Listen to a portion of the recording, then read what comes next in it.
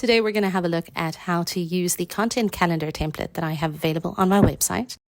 You start by going to reddy.com and then you click on the downloadables section in my menu. You'll see the screen automatically scrolls down to the downloadable section where you can click on the free content calendar template. This opens up a force copy link. I created this content calendar in Google Sheets because it's easier to share, but it can be downloaded as an Excel document as well. So you will now click on make a copy and it will open your own content calendar for you. This content calendar is just a fantastic way for you to get a holistic view of what it is that you're going to be doing for your content, for your business for the month. And once it's open, you can now decide to either download it as an Excel document or continue to work in Google Sheets. For the purposes of this example, we are going to continue working in Google Sheets. So you update the name of your document, and then next you need to update the date. You do this by just updating the date in the first row of the document to the month that you are working in. Once you have done this, you'll see the first two columns automatically update with the day and the date. Now, as part of this template, I did include instructions in the different sections for you and also an example of how to use it, but we're going to use this video to show you actually how to set up your content calendar. First, you want to update the content type. For the purposes of this example, we are going to use the post that I posted yesterday, which was an image with some copy that went with it, and there's a link and some hashtags. So you first start by updating your content type. This post that we're working with is an image. So we're going to update this cell to say image. Next, you have a look at the topic. So the topic of our social media post was a social media content calendar. So we add that in there. Now we update the copy section with the copy that will be accompanying the image that we're posting on social media. You'll see that I included the link and the hashtags in this cell.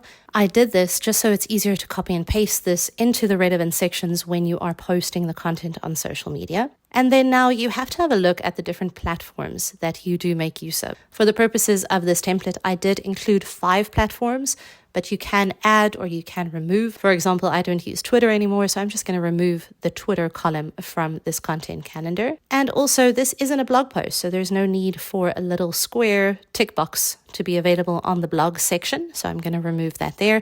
The purposes of this section is for you to track whether or not you've posted your content on your social media platform.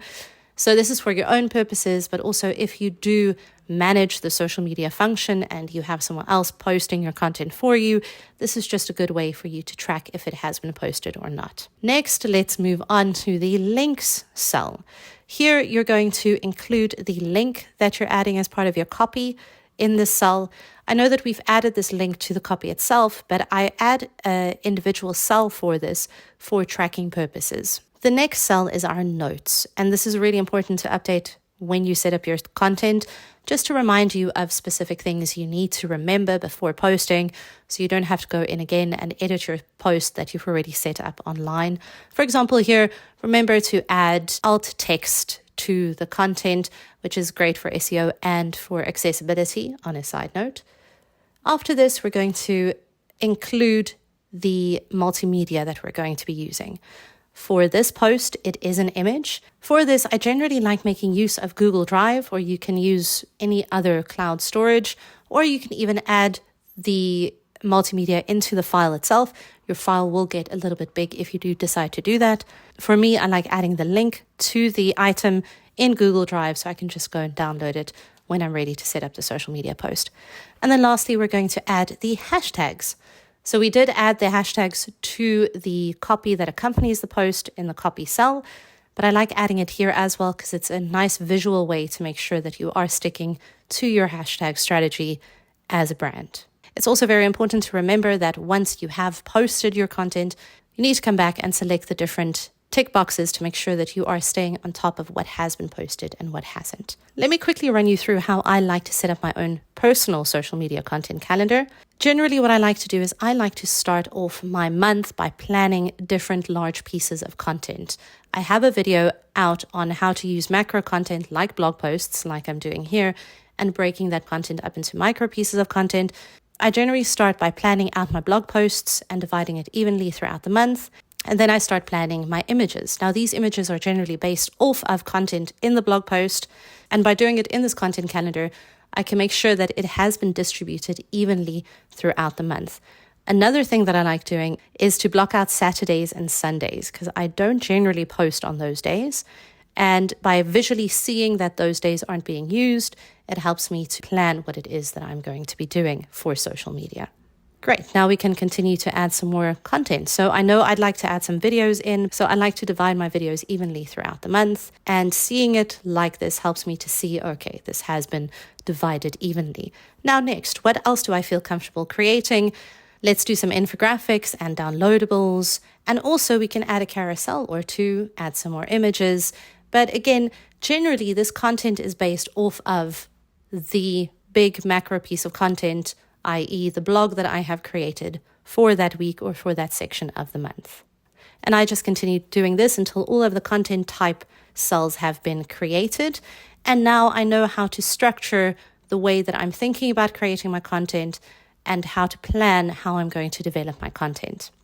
Once I've filled out the content types, now it's time to go into the content topics. And here I'll just add in what the blog post is about and then start working on the topics for the different smaller other pieces of content. So once all of the topics have been entered, you would then start creating the content, then add the copy, then add your links, your notes, your hashtags, and all of that. And once you're done with that, it's actually quite easy to create your content calendar for your next month. You don't have to create a new document. You can just rename this sheet to this month. For example, here we have May 2024. And then you duplicate this exact sheet and rename that to June 2024 and update your date. And you'll see again that your day and your date has been updated automatically in your first two columns. You start clearing out the content and prepping your sheet for your new month. And then you just do exactly what you did for May, you do for June. And that's it. That is how easy and straightforward it is to use this content calendar template. Yes, it will take some time to set up your first content calendar, but the more you do it, the better you're going to get at it, and the quicker you'll be able to see what it is that you want to do and plan out your content for the month.